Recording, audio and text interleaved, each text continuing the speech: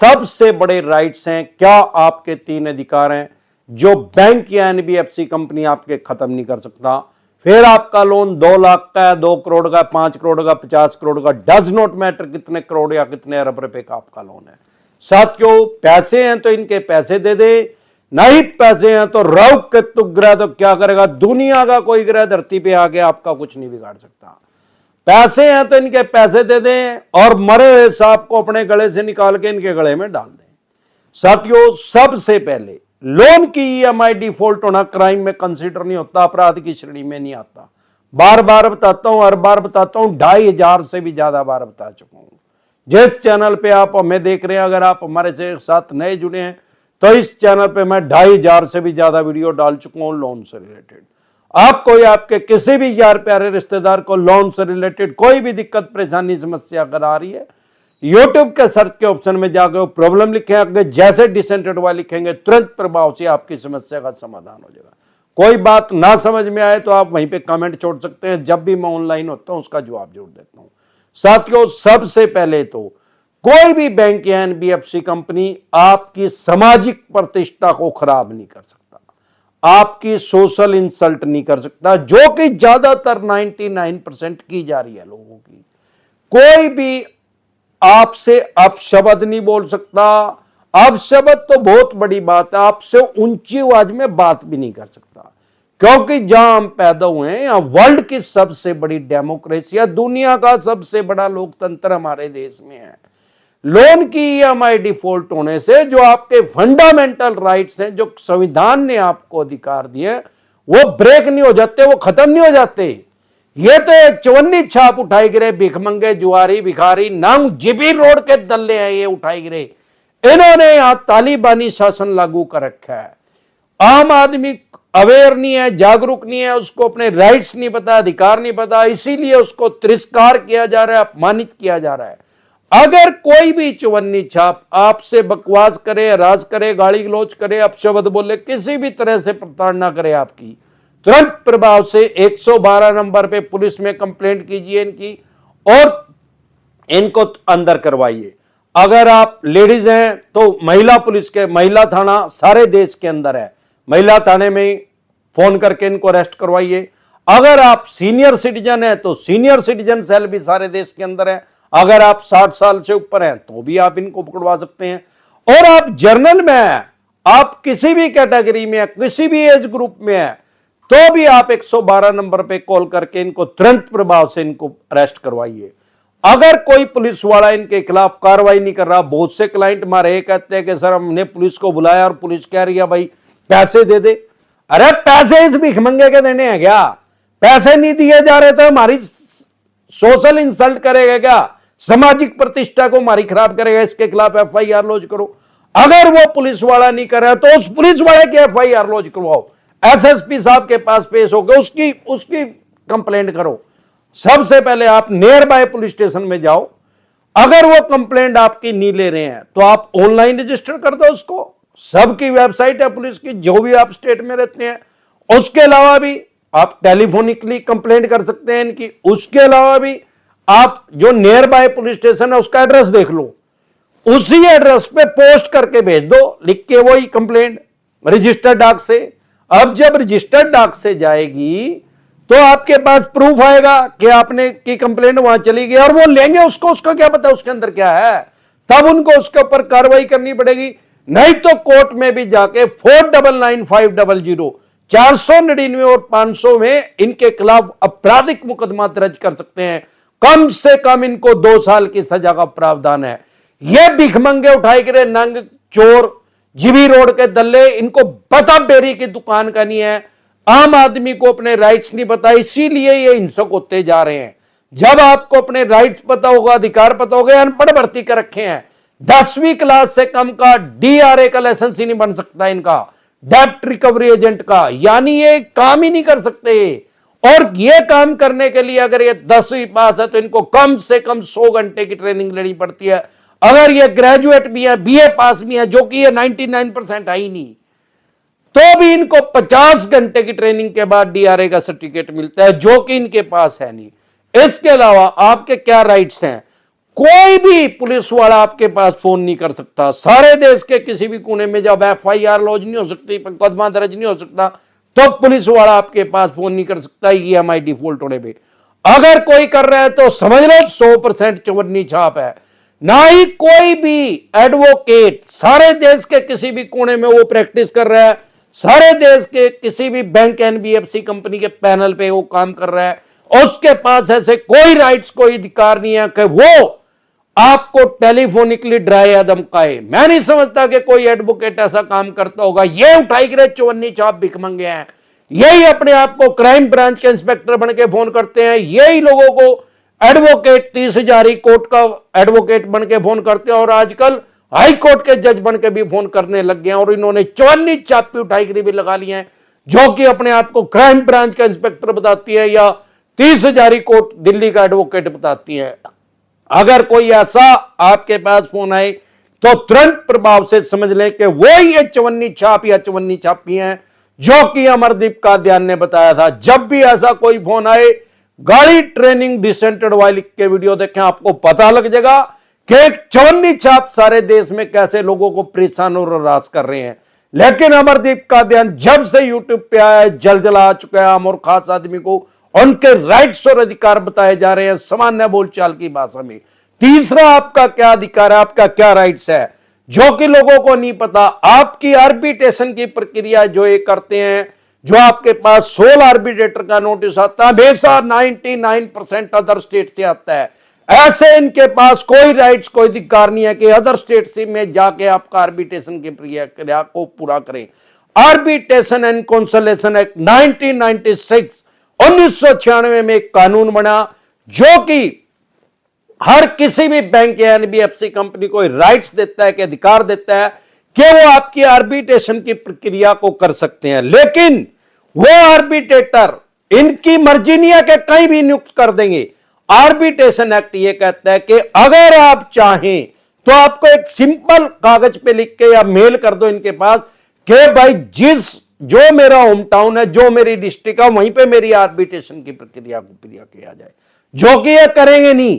इसके अलावा आप इनके आर्बिट्रेटर को भी लगाने से ना कर सकते हैं कि भाई मैं आपके आर्बिट्रेटर को नहीं मानता, मैं एक मध्यस्थ नियुक्त करूंगा, मैं एक आर्बिट्रेटर नियुक्त करूंगा, और जो मैं नियुक्त करूंगा आप भी उसको मान लेना।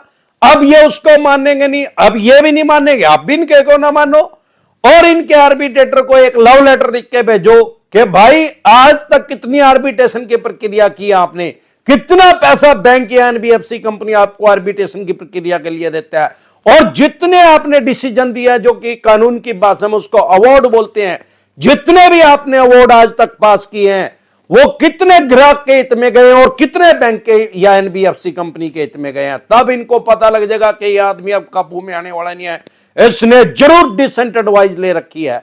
तो डरे घबराए नहीं, सिर्फ अपने राइट्स और अधिकार जान ले। अगर आपके पास एडवोकेट के पैसे नहीं, आप EWS में है, इकोनॉमिक वीकर सेक्शन में है, सारे देश के किसी भी कोने में आपको फ्री में एडवोकेट मुहैया करवाया जाएगा। सरकार की तरफ से आपको फ्री में एडवोकेट मिलेगा, क्योंकि डेमोक्रेसी में आपके राइट्स हैं, आपके अधिकार हैं। नेचुरल जस्टिस के लिए मतलब स्वाभाविक न्याय पाने का आपका अधिकार जो है वो खत्म नहीं हो जाता, आपके पास पैसे नहीं है तो।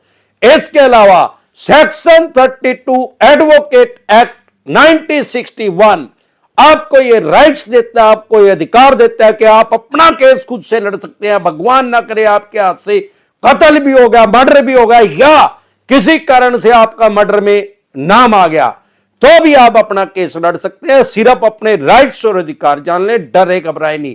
कोर्ट की अवमानना ना करें। कोर्ट की अवमानना अगर आप करेंगे तो आपको कम से कम 14 दिन के लिए न्यायिक हिरासत में जाना पड़ेगा। अगर आपके पास 138 का नोटिस आ रहा है, चेक बाउंस का नोटिस आ रहा है, या सेक्शन 25 का नोटिस आ रहा है, वैसे तो 99% नोटिस जो है वो फेक ही आते हैं, चवन्नी छाप फेक नोटिस भेजते हैं। लेकिन अगर वो जेन्युइन आ रहा है तो आप सबसे पहले फेक नोटिस डिसेंटेड वाई लिख के वीडियो देखें, आपको पता लगेगा वो जेन्युइन है क्या फेक है। अगर वो फेक है तो उसका कोई वैल्यू नहीं है। अगर वो आपको जेन्युइन लग रहा है तो ई कोर्ट लोड कर लें। सारे देश की कोर्ट ऑनलाइन हो चुकी है। ई कोर्ट में बिल्कुल इजी है चलाना। आपको ई कोर्ट नहीं चलाना आता, 500 वीडियो डली हुई है यूट्यूब पे जो आपको ई कोड चलाना सिखा देंगी, तो इजिली उसमें आपको पता लग जाएगा। उसमें चवन्नी छाप फेक एंट्री नहीं कर सकते। आप सिर्फ अपने राइट्स और अधिकार जान लें। एक 138 चेक बाउंस के केस को, जो कि अगर इन्होंने कोर्ट में कर दिया, या सेक्शन 25 का कोर्ट से नोटिस आ गया, जिसको कानून की भाषा में समन कहते हैं, कोर्ट की भाषा में, और उसको कभी भी इग्नोर ना करें, कभी भी उसको हल्के में ना ले। अगर आप उसको हल्के में लेंगे, इग्नोर करेंगे, तो यह कोर्ट की अवमानना मानी जाएगी। तो आपको कम से कम 14 दिन के लिए न्यायिक हिरासत में जाना पड़ सकता है। फिर आपका चाहे चेक बाउंस का केस है या सेक्शन 25 का 25 का है, लेकिन 14 दिन के बाद भी यह नहीं है कि आपको छोड़ दिया जाएगा। चाहे 140 दिन हो जो आपको छोड़ा नहीं जाएगा जेल से, तब भी आपको बेल करवानी पड़ेगी, जमानत करवानी पड़ेगी। तो समझदारी इसमें है कि आप अपनी पहले ही जमानत करवा लें। प्रिवेंशन बेटर देन क्योर, इलाज से हमेशा परहेज बेहतर है। अगर आप हमारे से एडवोकेट लेना चाहते हैं, अपनी जमानत करवाना चाहते हैं, कश्मीर से लेकर कन्याकुमारी तक, आसाम से लेकर गुजरात तक, अमरदीप कादियान के पैनल पे एडवोकेट काम कर रहे हैं। ये बेलेबल ऑफेंस है, जमानती अपराध है, सेम डे जमानत हो जाती है, बाय एंड जमानत हो जाती है। उसका क्या प्रोसेस है, आपकी स्क्रीन पे एक नंबर आया हुआ है 9306347314। इस नंबर को सेव करके डायरेक्ट कॉल करें, कोई रिप्लाई नहीं आएगा। व्हाट्सएप कॉल करें, कोई रिप्लाई नहीं आएगा।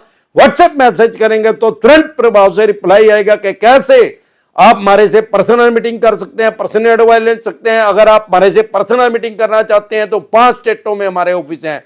अगर आप दिल्ली से हमें देख रहे हैं तो आप कुंडली में पर्सनल मीटिंग कर सकते हैं।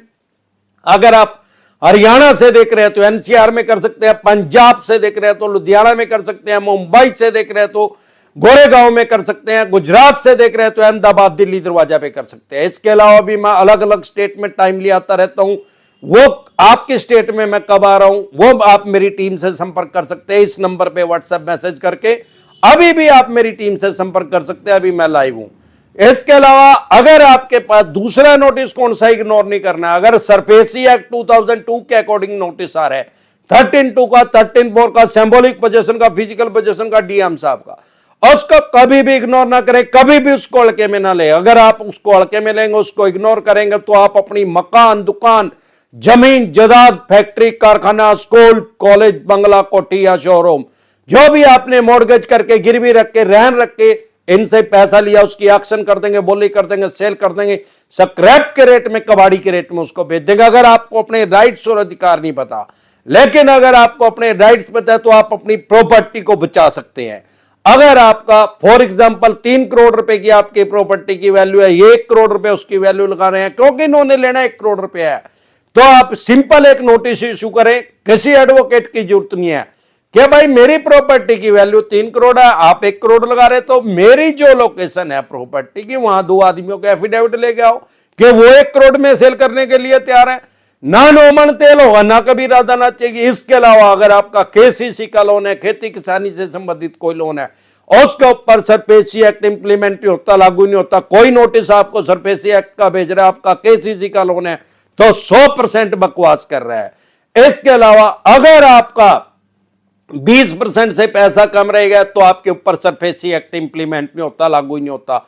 50% से पैसे आपके ज्यादा जा चुके, आप इनके खिलाफ डीआरटी में जा सकते हैं, यह भी कोर्ट का नाम है। अगर आप हमारे से पर्सनल मीटिंग करना चाहते हैं, पर्सनल एडवाइस लेना चाहते हैं, फिर आपका लोन 2 करोड़ का, 5 का, 25 का, 50 करोड़ का, डज नॉट मैटर के कितने करोड़ का है, कितने अरब रुपए का आपका लोन है, लोन से रिलेटेड जो भी डॉक्यूमेंट्स आपके पास हैं वो सभी लेके आप मेरे से पर्सनल मीटिंग कर सकते हैं, पर्सनल एडवाइस ले सकते हैं। लोन से रिलेटेड जो भी डॉक्यूमेंट्स आपके पास हैं, आपके पास सरफेसी एक्ट 2002 के अकॉर्डिंग नोटिस आया, 13(2) का, 13(4) का, सिंबॉलिक पोजीशन का, फिजिकल पोजीशन का, डीएम साहब का, या 138 नेगोशिएबल इंस्ट्रूमेंट एक्ट 1881 का, या पेमेंट एंड सेटलमेंट एक्ट 2007 का, या आर्बिट्रेशन एंड कंसोलिडेशन एक्ट 1996 का, या रिकॉल नोटिस आ रहा है, अन्य किसी भी तरह का कोई भी नोटिस आपके पास आ रहा है, लोन से रिलेटेड जो भी डॉक्यूमेंट्स आपके पास हैं वो सभी लेके आप मेरे से पर्सनल मीटिंग कर सकते हैं, पर्सनल एडवाइस ले सकते हैं, टेलीफोनिक एडवाइस ले सकते हैं, या आपके ऊपर सारे देश के किसी भी कोने में इन्होंने आपके ऊपर चेक बाउंस का केस किया है, या सेक्शन 25 का केस किया है, या अन्य किसी तरह का कोई भी केस आपके ऊपर किया है, आपको एडवोकेट की जरूरत है। कश्मीर से लेकर कन्याकुमारी तक, आसाम से लेकर गुजरात तक, अमरदीप कादियान के पैनल पे एडवोकेट काम कर रहे हैं। हम आपकी बेल करवा देंगे, जमानत करवा देंगे। ये बेलेबल ऑफेंस है, जमानती अपराध है। सेम डे जमानत हो जाती है, बाय एंड जमानत हो जाती है। अगर आपसे को हमारे से एडवोकेट चाहिए तो आपकी नंबर स्क्रीन पे एक नंबर आया हुआ है 9306347314।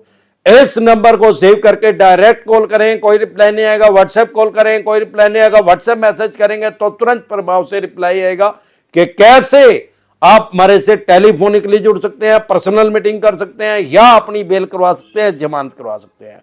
यह नंबर मेरी टीम के पास होता है। एक बार जोर से मिलकर नारा लगाएंगे, जय ससुराल वालों की।